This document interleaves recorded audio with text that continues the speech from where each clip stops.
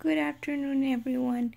So for this week's readings, I have to say that I was exposed to many new information to me.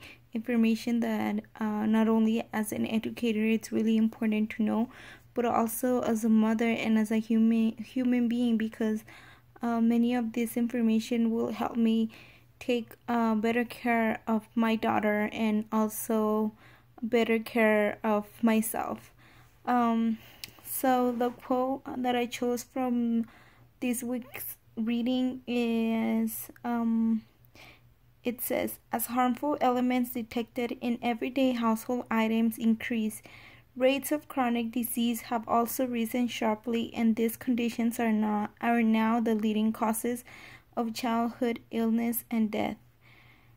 And just like the quote says, as time passes, there are more harmful things being found.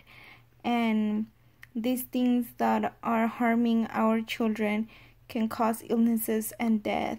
So I think it is very important for us to be informed of the different chemicals that can affect the health of our children since a very young age.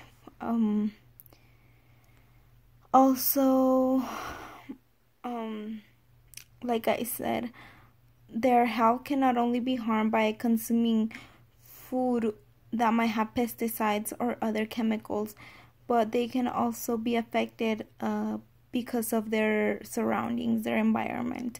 And as educators, we need to be informed in how to reduce those chemicals in their surroundings.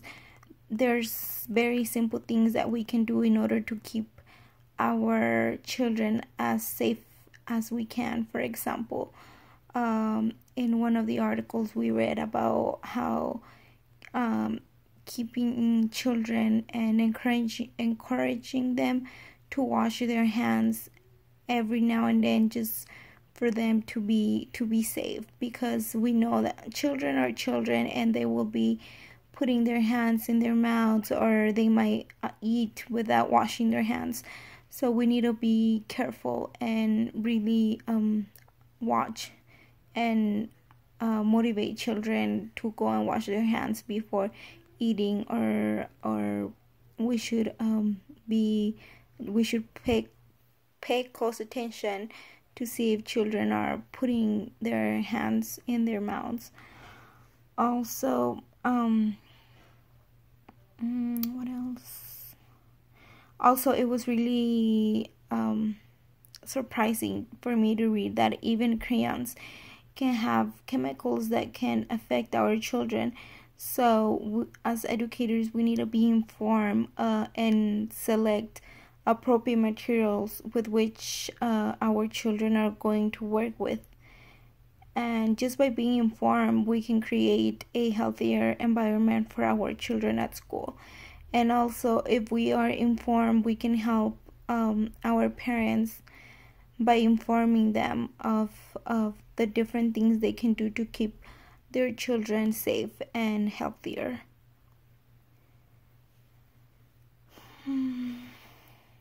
And also, I also really like the YouTube video, just because it gave us great tips on how to choose safe plastic.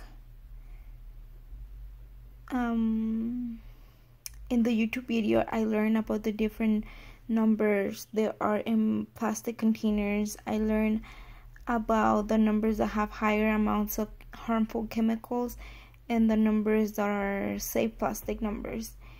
And it is not only knowing which products to choose, but it is also important to know how to use them, because if we don't use them appropriately, then we might be putting in danger our health. So I just believe we need to create a safer environment for our children in order to take good care of them. And in order to create that environment, we need to be informed in every thing, and even things that we might consider that are not important to be aware of, they might be very important in order to keep our children safe and healthier.